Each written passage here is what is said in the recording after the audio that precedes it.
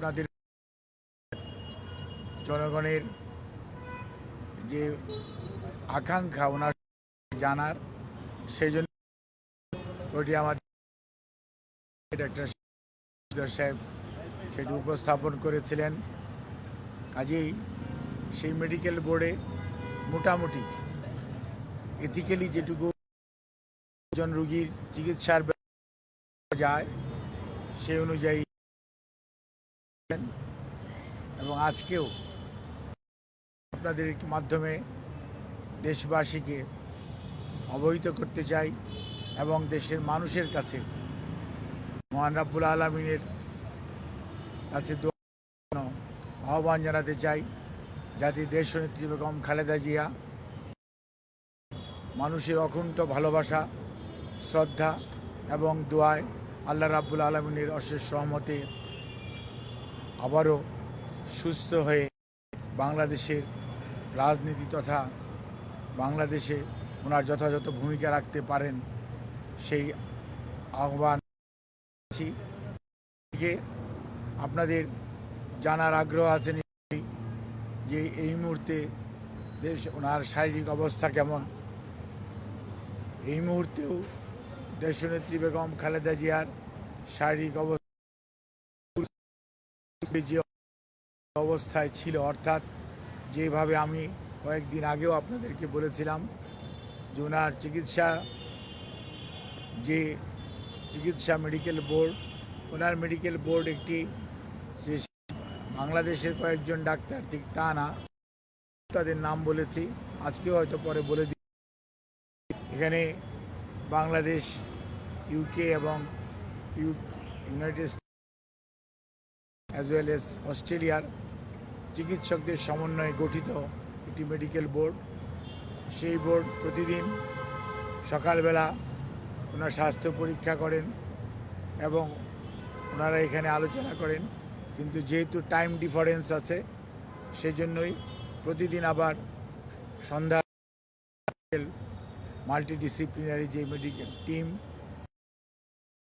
এবং পরিপ্রেক্ষিত হচ্ছে, এবং উনি এখন পর্যন্ত চিকিৎসকদের পরামর্শ মোতাবেক যে চিকিৎসা ওনাকে দেওয়া হচ্ছে সেই চিকিৎসা উনি ঠিকমতো গ্রহণ করতে পারছেন, এবং ওনার শারীরিক অবস্থা গত কয়েকদিন পূর্বেও যে অবস্থায় ছিল আলহামদুলিল্লাহ উনি সেটি মেনটেন করে জন্যই চিকিৎসা ওনার সাথে সম্পৃক্ত আমরা যারা এই হসপিটালের চিকিৎসকরা অত্যন্ত আশাবাদী যে ইনশাআল্লাহ দেশনেত্রী বেগম খালেদা জিয়া ধীরে ধীরে সুস্থ হয়ে যাবেন। তারপরেও মনে রাখতে হবে ওনার যে অসুস্থ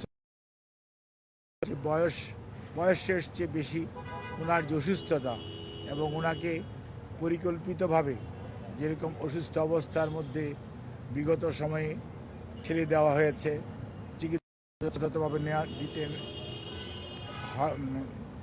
দেওয়া যায়নি অথবা দিতে দেওয়া হয়নি, সেই কারণেই ওনার শারীরিক জটিলতা মারাত্মক রকম বেড়ে গিয়েছে। এবার উনি বেশি সময় পার করছেন।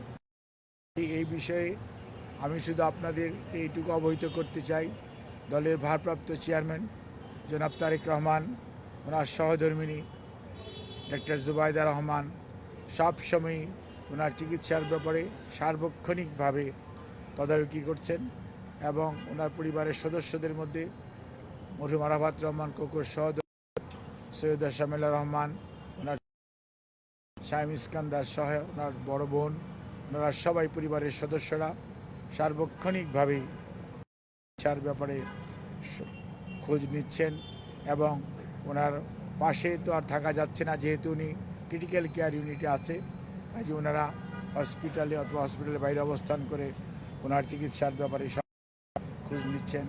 আর দলের সচিব সহ স্থায়ী কমিটির সকল সদস্যরা, জাতীয়তাবাদী দলের অগণিত নেতাকর্মী সহ দেশের সকল রাজনৈতিক দল, সর্বোপরি প্রধান উপদেষ্টা সহ অন্তর্বর্তীকালীন সরকারের উপদেষ্টা মণ্ডলী, এবং সেই সাথে এই সরকারের বিভিন্ন পর্যায়ের সহযোগিতা আমরা অত্যন্ত শ্রদ্ধার সঙ্গে কৃতজ্ঞতার সঙ্গে স্মরণ করি এবং তারা সার্বক্ষণিকভাবে আমাদের সহযোগিতা দিয়ে যাচ্ছেন এবং সর্বোপরি এই কর্মরত চিকিৎসক, নার্স এবং কর্মকর্তারা তাদের সহযোগিতা অব্যাহত রেখেছেন। অন্যদিকে আমি আপনাদের মাধ্যমে এই আহ্বান জানাতে চাই যে এই হাসপাতালে আরও অনেক রোগী চিকিৎসাধীন আছেন। সেই সমস্ত রোগীদের চিকিৎসা যাতে কোনো ব্যাঘাত না ঘটে সেজন্য আইনশৃঙ্খলা রক্ষাকারী বাহিনী সহযোগিতা করছেন। কিন্তু আমি আপনাদের মাধ্যমে সকলকে অনুরোধ করতে চাই, আপনারা এই হসপিটাল সবার জন্য উন্মুক্ত, এই হসপিটালের সেবা গ্রহণ করার সুযোগ সবারই আছে। কাজে আপনারা পূর্বে যারা সেবা গ্রহণ করবেন এবং কোনো অবস্থাতেই দেশনেত্রী বেগম খালেদা জিয়ার চিকিৎসার জন্য আপনাদের চিকিৎসার কোনো ব্যাঘাত ঘটবে না এবং আমাদের কোনো নেতাকর্মী কোনো ধরনের বিঘ্ন সৃষ্টি করবে না। এটা আমরা বিশ্বাস করি, এটা আমরা আশা রাখি, এটা আমরা আমাদের সবার কাছে আহ্বান জানাই আপনাদের মাধ্যমে। আপনাদের সবাইকে অনেক ধন্যবাদ। দীর্ঘ সময় যাবৎ অপেক্ষা করছিলেন, সেজন্য আমি অত্যন্ত দুঃখিত যে আমার আসতে প্রায় 45 মিনিট দেরি হয়েছে সেজন্য।